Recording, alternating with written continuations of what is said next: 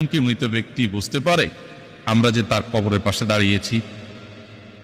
আমরা যখন কোনো মৃত ব্যক্তির কবরের পাশে দাঁড়াই, জিয়ারত করতে যাই, সালাম পেশ করি, তখন তারা সেটা টের পান।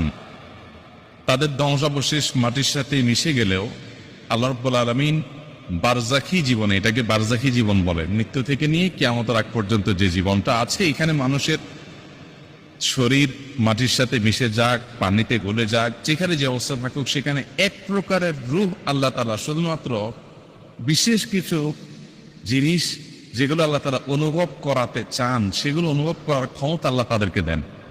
এর ভিতরে একটা হলো এটা যে কোনো ব্যক্তি তার কবর জিয়ারত করতে গেলে, কে আসলো জিয়ারত করতে, সেটা তিনি টের পান। সালাম যখন দেন তখন সালামের জবাবও তিনি দেন, সেটা আমরা শুনতে পাই না, জাস্ট এটুকু। এটা বহু সালাফের মত। ইমাম ইবনে আব্দুল বার রাহিমাহুল্লাহ, বরাতে ইবনে কাইয়িম রাহিমাহুল্লাহ, অনেক ইমামগণ এ বিষয়ে অনেকগুলো হাদিস উল্লেখ করেছেন। যদি